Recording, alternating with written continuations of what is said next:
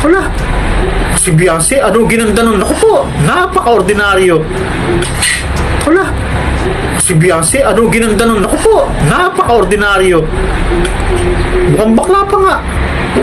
Shoutout Ma'am Rowan. Mas maganda po sa kanya yung bakla sa kanto yung nagpaparlor dyan sa kanto namin. Naku. Mas mukhang babae pa sa kanya. Federico Santo! Federico Santo, ano naman ang pinagsasabi mo? Inayupa ka, king ina mo! Sinong bakla? Ikaw nga yung mukhang bakla eh. Tignan mo naman yung pilintik ng kamay mo. Para kang isang baklang gusgusin. King ina mo, pati si Beyonce nananahimik.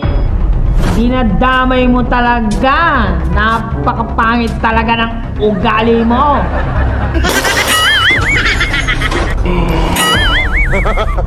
Federico, dapat sa'yo, Federico, ipang-ukit na kita. Iukit na kita sa lapida, no? Pag inukit na kita sa lapida, talagang mawawala ka na, Federico. Ang pangit mong kabanding. Grabe. Tignan mo nga yung mukha mo, Federico. Mukha ka nga bakla sa palengke. Nagkargador na bakla. Ha? Wala, hindi mo ba nahalata yung sarili mo? Kung gaano kakapangit? May ganito bang babae na mukhang bakla? Napakaganda ni Beyonce. Tignan mo.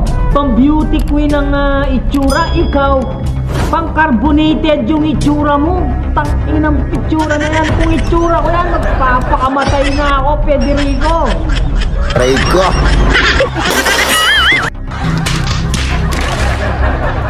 They don't get lucky. Tumatawol ka na naman. Gusto mo na naman matimanda, Federico. Grabe ka talaga, Federico. Ang pangit mo talaga, Federico. Kung ikaw yung tatay ko, Federico, ipapalaminate kita para hindi ka mabura sa mundo. Aray ko.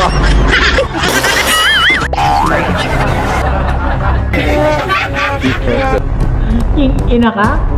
Ang pangit-pangit ng tarantado. Pati si Beyonce nananahimik. Ano ba? Inggit ka ba sa kanya? Bakit napaka-inggit mo kay Beyonce? Hindi ka naman babae. Binabae ka. Binabae ka, Federico. Di mo ba naisip meron ka rin anak na babae? Tignan mo yung tumatawag sa'yo pag nagla-live ka.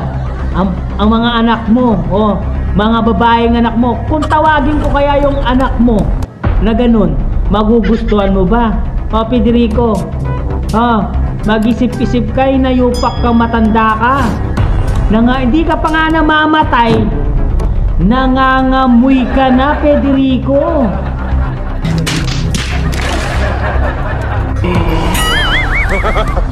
Grabe ka, Federico. Kung ako sa'yo, Federico, manahimik ka na lang, bakla ka. Bakla ka talaga, no? Bakla. Pati babae, pinapatos mo. Alam mo ba, kung ang bakla ay pumapatos ng babae, ay inggit sa kagandaan dahil ikaw ay hindi maganda kasi pangit ka. Kaya siguro nag-iinggit ka kay Beyonce. May ganito pa, meron pang ganito na bakla. Tignan mo yung itsura ni Beyonce. Pang commercial model yan. Napakaganda ni Beyonce, tapos ikaw sasabihin mo mukhang bakla, hindi maganda. Ikaw, nasaan yung ganda mo? Nasaan yung gwapo mo? Magsalita ka, tumingin ka muna sa salamin, Federico, bago ka magsalita sa iba. Hindi mo alam na ang pangit mong tignan. Tignan mo nga yung itsura mo. Mukha kang hindi naliligo eh. Tignan Aray ko. Tignan mo. Mukhang marami kang libag. Aray ko. Mukha ka nga hindi nagtututbrush. Tignan mo yung ngipin mo, nangingilaw na. Tapos sabi mo, pangit si Beyonce, mukhang bakla. Bibigyan lang kita ng wig dito sa buhok mo. Tapos maglalakad ka sa kanto. Mukha ka na nga nagbabayad ng 150. 150 para lang lumunok si Darna. Aray ko.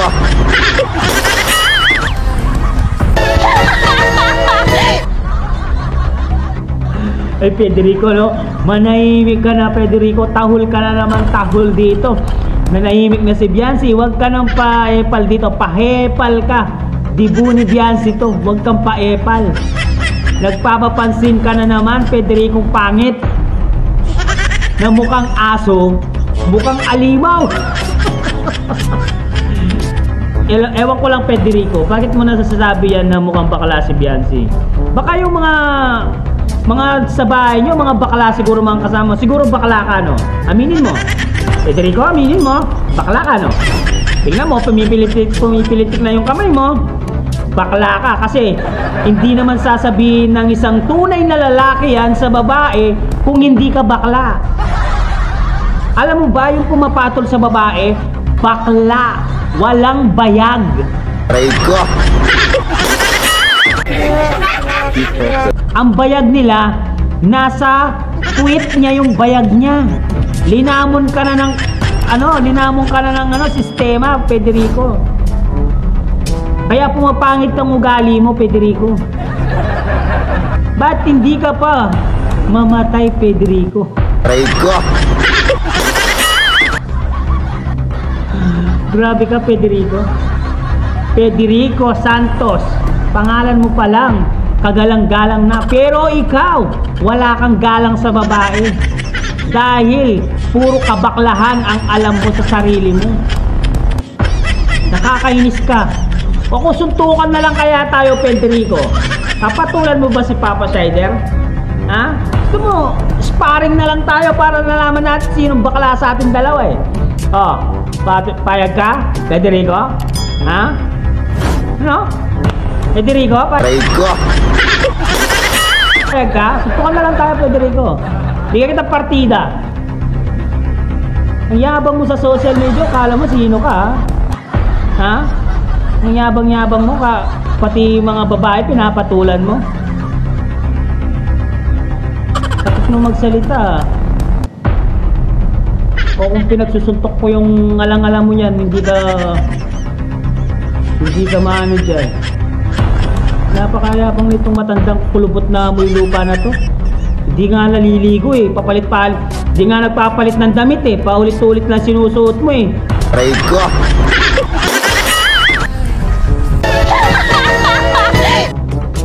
Dami mo na siguro libag. Nakakainis kang matanda ka.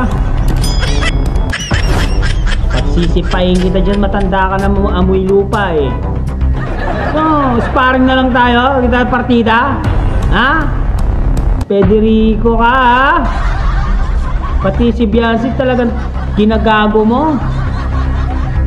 Manahimik ka na, Federico, kung ayaw mong madamay. Hindi ka pa nga namamatay, nangangamoy ka na. Ang pangit mo. Ang pangit mong kabanding. Yes guys, hanggang dito na lang ang ating reaction video dito sa matandang kulubot na amoy lupa na to, guys. Syempre, kung bago ka pa lamang sa ating YouTube channel, huwag kalimutan mag-like, mag-share, mag-subscribe at pa-hit ang notification bell button para updated kayo sa mga ilalabas natin reaction video, mga kalingap. At syempre, huwag kalimutan supportan si Kalingap Rob, Ate Edna Vlogs, Kuya Bal Santos Matubang, lahat ng Kalingap team, Kalingap Reactor, guys. Huwag po natin kalimutan supportan. Federico, magbago ka na, no? Inaamon kita, sumagot ka. Kung gusto mo suntukan tayo. Tingnan ko kung yung kayabangan mo ngayon hindi tatago sa saya ng nanay mo.